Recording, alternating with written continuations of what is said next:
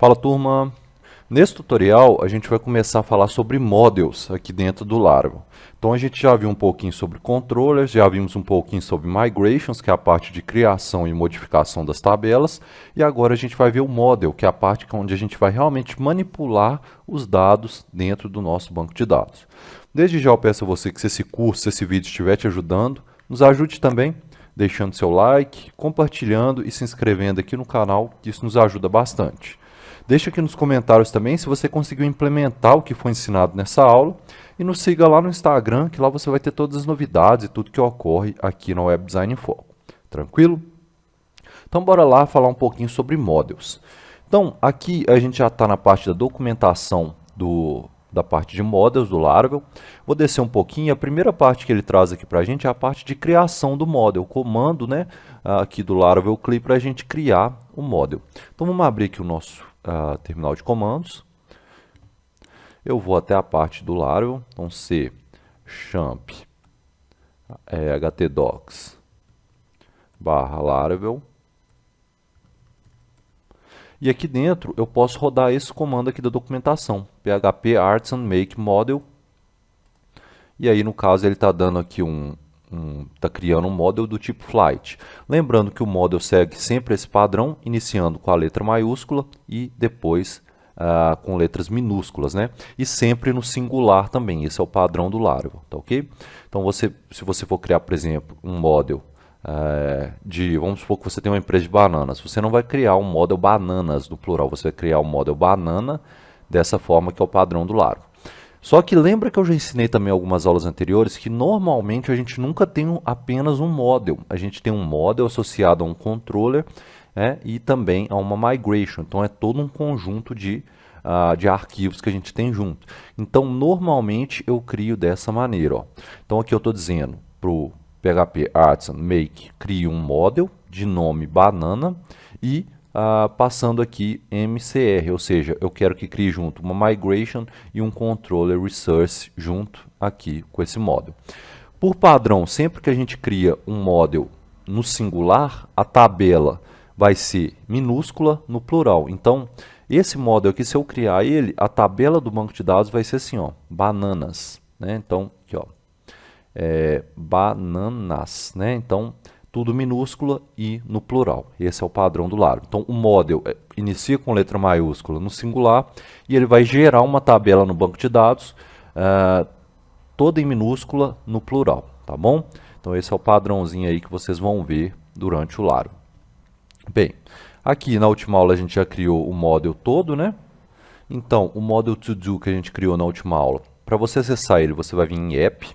A gente vai ter uma pastinha models, tá vendo? Ó, models, e aqui estão os models já criados. Esse user ele já vem por padrão aqui dentro do Laravel, e nas últimas aulas a gente criou esses dois aqui. Vamos abrir o to-do aqui.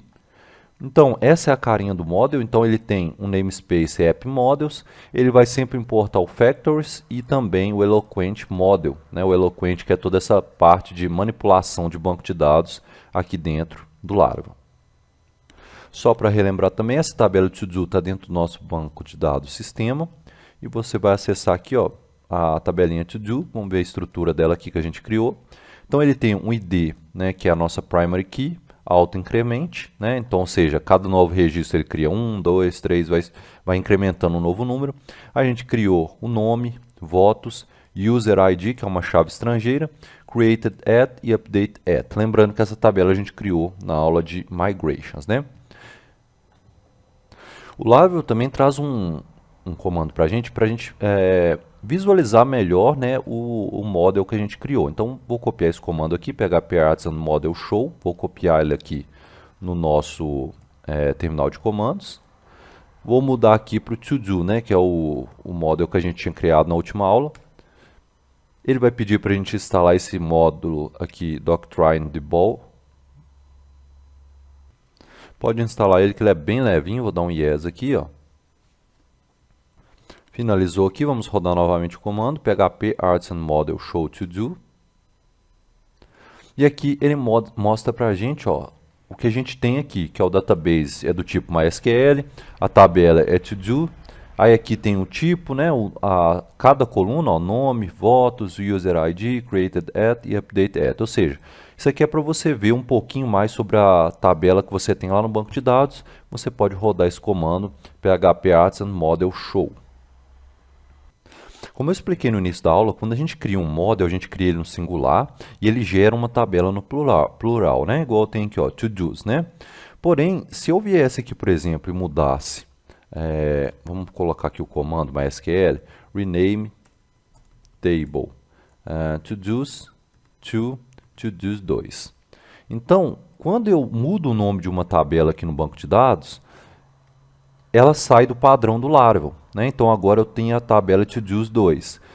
Para que o meu model funcione corretamente, eu preciso explicar para ele que agora eu estou usando um nome diferente do padrão que ele segue, né? Se você reparar aqui, todas as tabelas terminam com S, tá vendo? Ó, todas no plural.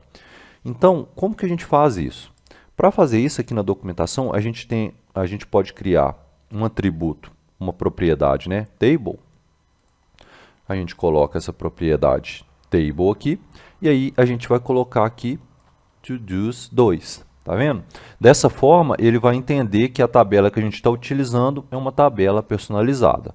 Vou retornar para a tabela original, mas isso aqui é apenas para vocês entenderem que é possível, sim, utilizar tabelas com nomes personalizados. Você não necessariamente precisa seguir o padrão do Laravel, né?